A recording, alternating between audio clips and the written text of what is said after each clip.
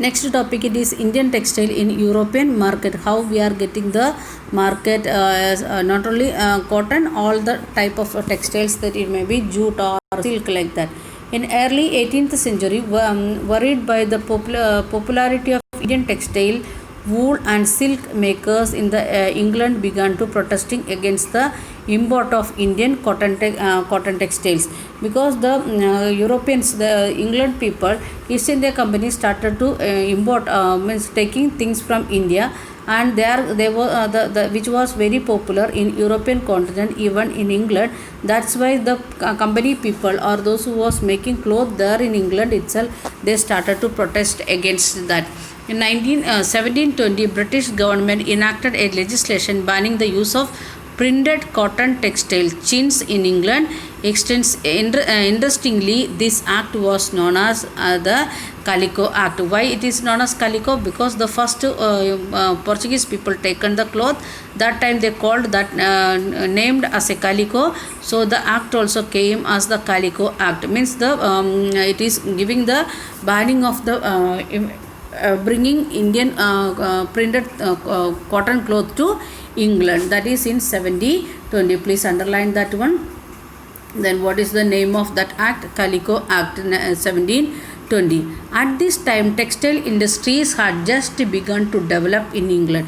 Why they done? Because of the industrial development there in England, and they started to produce in factory. Unable to compete with Indian textile, English producers wanted to secure market within the country by preventing the entry of Indian textile. They can't compete with Indian textile, what we was producing here in India and what we was taking to Britain, means East India Company was taking to England. They can't compete with the what they are making there with Indian cloth. That's why what they are doing, they want to get all the markets in Europe and even England and Europe. That's why they are asking to prevent Indian cloth entry to their country. First to grow under government protection was the calico printing industry. That was the first step they are saying, doing like that. Protection was the calico industry. Then slowly they are making banning of all other Indian cloth. Indian designs were now imitated and printed in England on white muslin or a plain unbleached. We was making the without printing cloth that they was purchasing, and they started to imitate our printing design or style.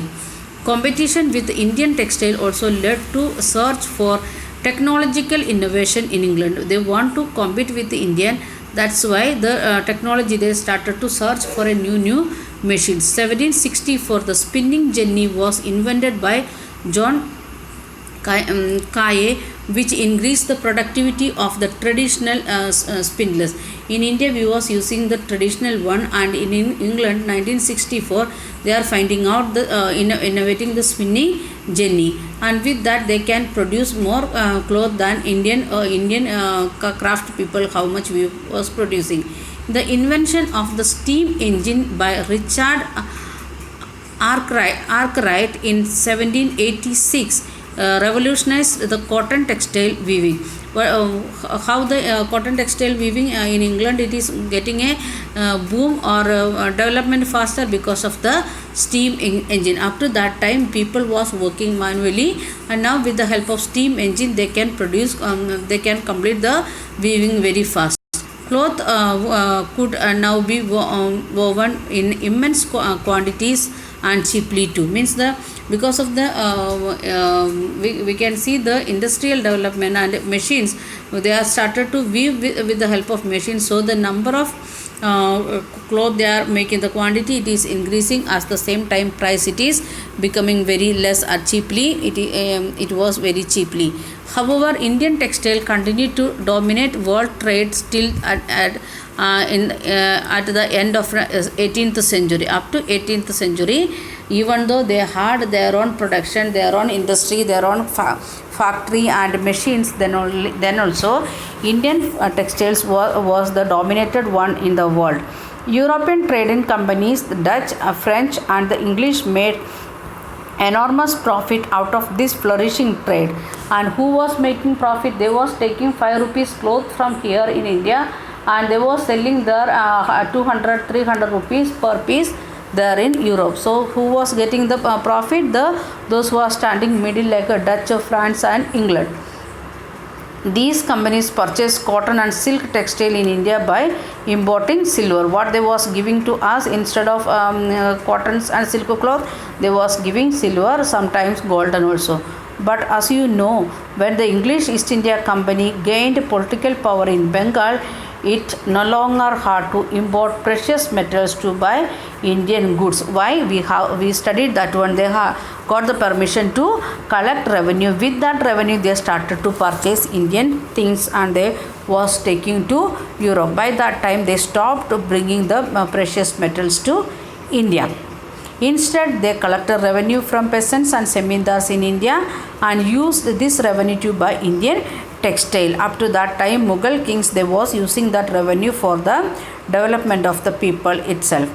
Where were the major centers of weaving in the 18th century?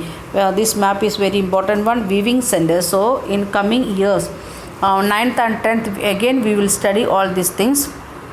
Okay, plain white and checks and strips, chins and silk, like that, different things. So first we will see plain cloth, that is like a star it is given.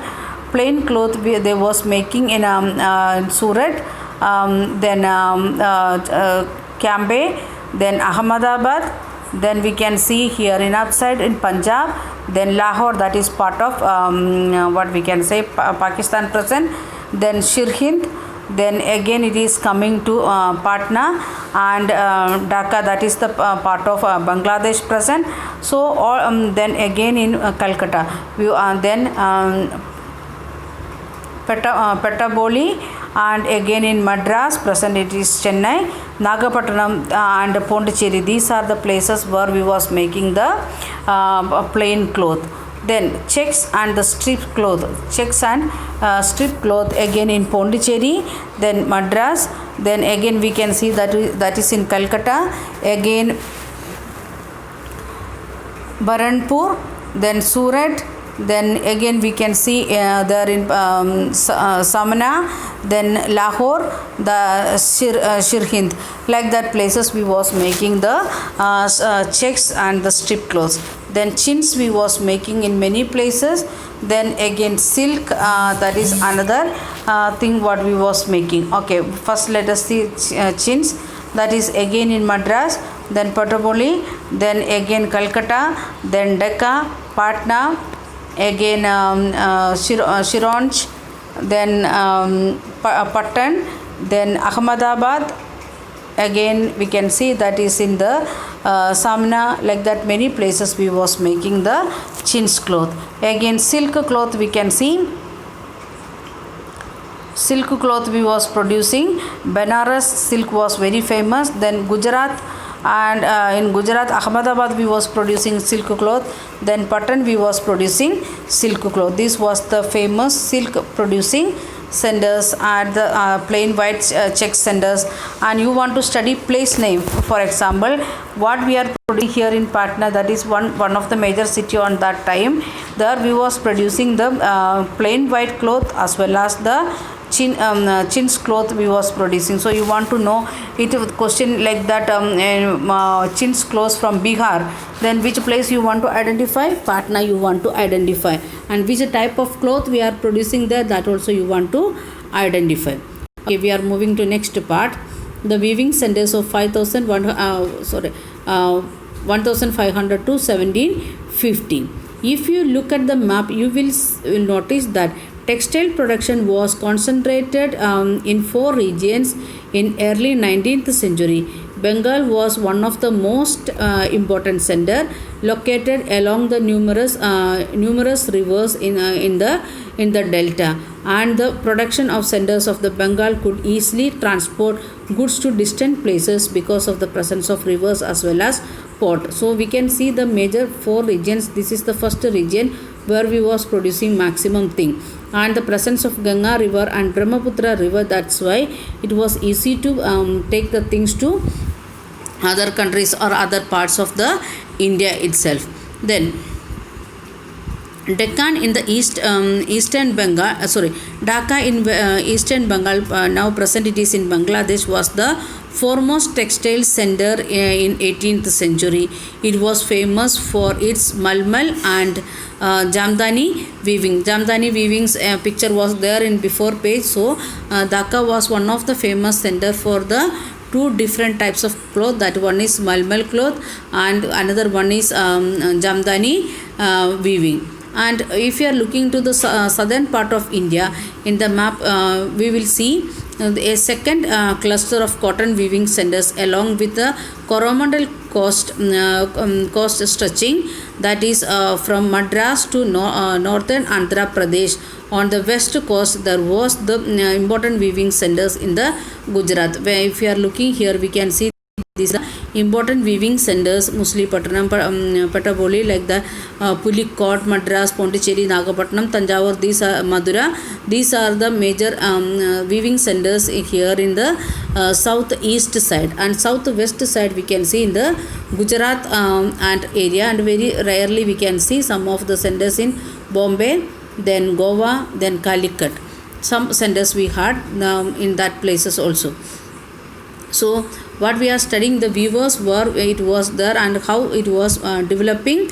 And next topic it is who were the weavers, who were basically who are doing the weaving activity, and any specialized communities are they are getting any training, like that things we are going to see. Weavers often belong to the communities that is specialized in weaving. That means the in Indian occupations, traditionally it is the parents what they are doing, that only weavers doing. So that is special communities we are having to continue the weaving. Their silk were passed on from one generation to next generation. The skills what they means from parents we are learning the skill, and from us we are giving to our next generation. That is the method of learning of the weaving or weaving technology in India. That was the condition in olden days. The Tandi weavers of Bengal and Julhas and Momin weavers in North India, Saleh and Kaikalar and Devangas in South India are some of the communities famous for weaving. Each and every area their name was different, so each and every area we can see some specialized communities was there to do the work as a weaving. Then the first stage of production was spinning, a work done mostly by women. First work it is the making the spinning. Second one it is the charka and the takli were household spinning instrument what they was using. Charka and the takli they was using. That was the household spinning instrument. The thread was spun on the charka, rolled on takli, and when the spinning was over, the thread was woven into cloth by the weaver. The ladies they are making the spinning, means making thread activity, and they are then after making thread they are giving to that one into the weaver's hand. Then weaver's community they will do rest of the work, that is by gents members. In most communities weaving was a task done by men. For colored textile, the thread was dyed by the dyer. If we want to make the different color clothes, so the thread will go to the dyer and they will make the dyeing, and we will get the colors known as the rengas. What we are calling them rengas, and means the renga means the color. And for printed cloth, the weavers needed to help the specialist block printer known as the chippigars. Chippigars, what they are making, the printing cloth, after making the colored yellow or green color, they want to make some print, and for that purpose they are taking the help of the block printers. And handloom weaving and the occupation associated with this provide livelihood for millions of Indians. So millions of Indians they was depending on weaving as their livelihood. Okay, we will continue next day. Thank you. Have a nice day.